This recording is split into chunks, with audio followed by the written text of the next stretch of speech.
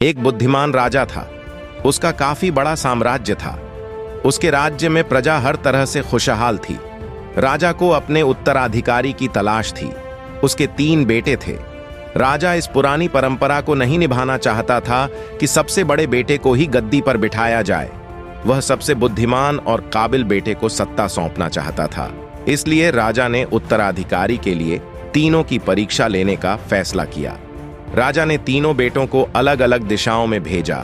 उसने हर बेटे को सोने का एक एक सिक्का देते हुए कहा कि वे इसे ऐसी चीज खरीदें जो पुराने महल को भर दें। पहले बेटे ने सोचा कि पिता तो सठिया चुके हैं, इस थोड़े से पैसे से इस महल को किसी चीज से कैसे भरा जा सकता है। इसलिए वह एक मैखाने में गया, शराब पी और सारा पैसा खर्च डाला। राजा के दूसरे बेटे ने इससे भी आगे सोचा।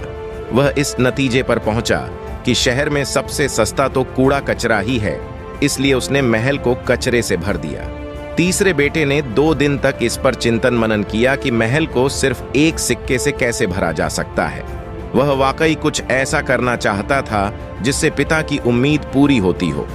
उसने मोमबत्तियां और लोबान की बत्तियां खरीदी और फिर पूरे महल को रोशनी और सुगंध से भर दिया। इस तीसरे बेटे की बुद्धिमानी से खुश होकर राजा ने उसे अपना उत्तराधिकारी बनाया।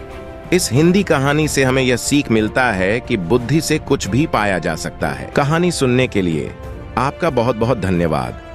कहानी कैसी लगी आप कमेंट बॉक्स में जरूर बताइएगा और चैनल पर नए हैं सब्सक्राइब कर लीजिएगा, और ताकि आगे भी आप ऐसे ही अच्छे अच्छे कहानी का आनंद ले पाएंगे। धन्यवाद।